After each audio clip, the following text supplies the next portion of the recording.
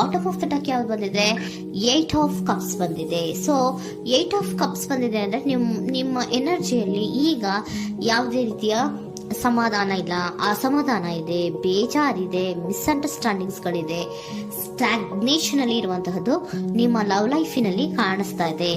ಏನು ಬೇಡಪ್ಪ ಅನ್ನುವಂತಹದ್ದು ಮುಂದೆ ಹೋಗ್ತಾ ಇರುವಂತಹದ್ದು ಕಾರ್ಡಿನಲ್ಲಿ ರಿಪ್ರೆಸೆಂಟ್ ಆಗ್ತದೆ. ನೋಡಿ, ಬೇಡ ಅನ್ನುವಂತಹ ಆಲೋಚನೆಯನ್ನು ಮಾಡಿ ನಿಮ್ಮ ಲವ್ ಲೈಫಿನ ವಿಚಾರದಿಂದ ಮುಂದೆ ಹೋಗ್ತಾ ಇರುವಂತಹದ್ದು ರೆಪ್ರೆಸೆಂಟ್ ಆಗ್ತಾ ಇದೆ. ಸೊ ಕೆಲವೊಬ್ಬರಿಗೆ ಈಗ ಆಲ್ರೆಡಿ ಕೆಲವೊಬ್ಬರಿಗೆ ಲವ್ ಲೈಫಿನ ವಿಚಾರದಲ್ಲಿ ಎಂಡಿಂಗ್ ಅನ್ನ ರೆಪ್ರೆಸೆಂಟ್ ಮಾಡಿದೆ. ಅಂದ್ರೆ ಲವ್ ಬ್ರೇಕಪ್ ಆಗಿರುವಂತಹದ್ದು ರೆಪ್ರೆಸೆಂಟ್ ಆಗ್ತಾ ಇದೆ.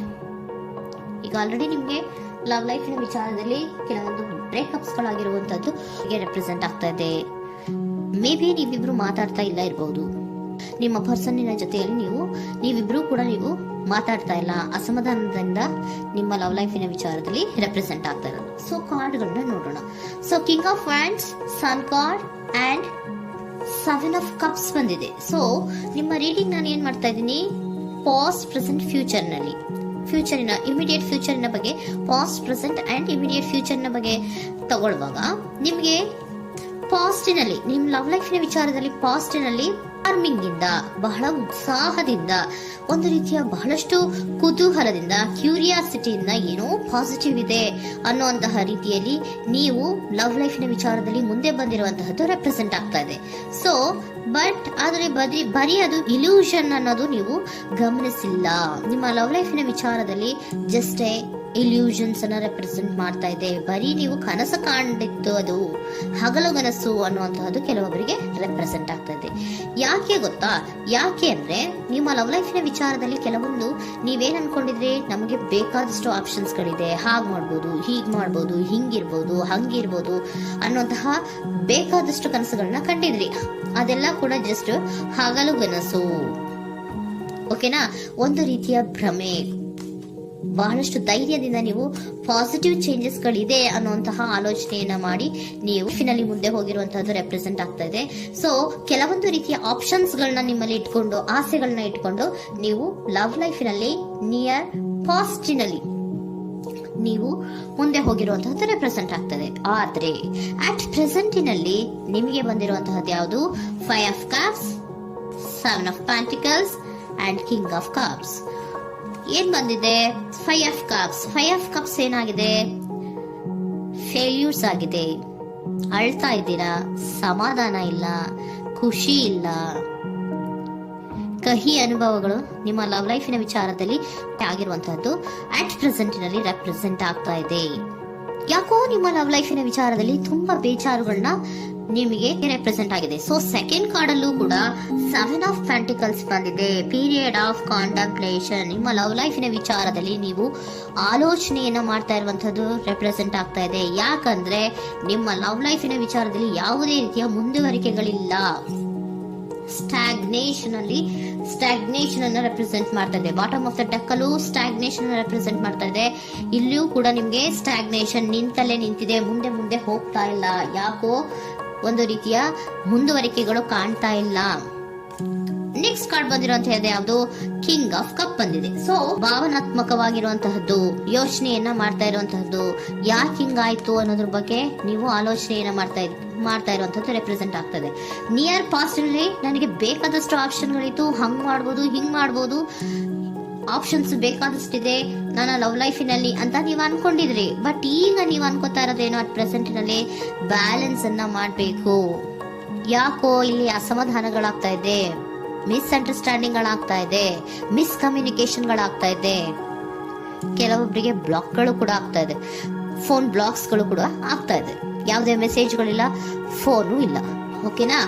ಸೊ ಆ ರೀತಿಯ ಆಲೋಚನೆಗಳಲ್ಲಿ ಮಾಡ್ತಾ ಇರುವಂತಹದ್ದು ರೆಪ್ರೆಸೆಂಟ್ ಆಗ್ತಿದೆ. ಒಂದು ರೀತಿಯ ಬ್ಯಾಲೆನ್ಸ್ ಅನ್ನ ಮಾಡಬೇಕು. ಅಟ್ ಪ್ರೆಸೆಂಟಿನಲ್ಲಿ ಕೆಲವೊಂದು ರೀತಿಯ ಬ್ಯಾಲೆನ್ಸ್ ಅನ್ನ ಮಾಡಬೇಕು ಅನ್ನುವಂತಹ ಆಲೋಚನೆಯನ್ನ ನೀವು ಮಾಡ್ತಾ ಇರುವಂತಹದ್ದು ರೆಪ್ರೆಸೆಂಟ್ ಆಗ್ತಾ ಇದೆ. ಸೊ ಬ್ಯಾಲೆನ್ಸ್ ಅನ್ನ ಮಾಡಬೇಕು ಅನ್ನೋದನ್ನ ನೀವು ಯೋಚನೆಯನ್ನ ಮಾಡ್ತಾ ಇದ್ದೀರಾ.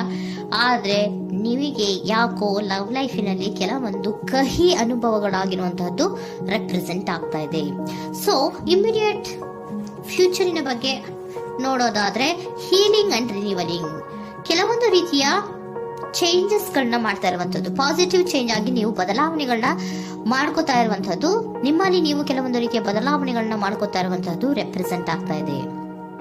ಓಕೆನಾ?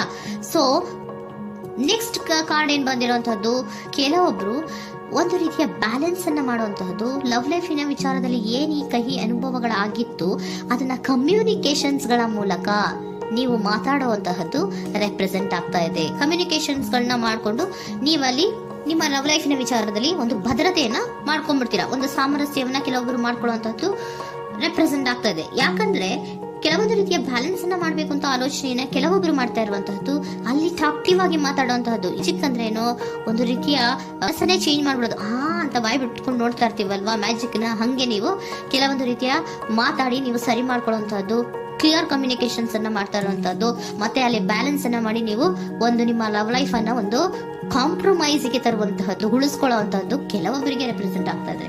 ಆದ್ರೆ ಮತ್ತೆ ಕೆಲವೊಬ್ಬರಿಗೆ ಎಂಡಿಂಗ್ ಗಳನ್ನ ರೆಪ್ರೆಸೆಂಟ್ ಮಾಡ್ತಾ ಇದೆ. ಕೆಲವೊಬ್ರು ಉಳಿಸ್ಕೊಂತೀರಾ, ಮತ್ತೆ ಕೆಲವೊಬ್ಬರಿಗೆ ಎಂಡಿಂಗ್ ಅನ್ನ ರೆಪ್ರೆಸೆಂಟ್ ಮಾಡ್ತಾ ಇದೆ.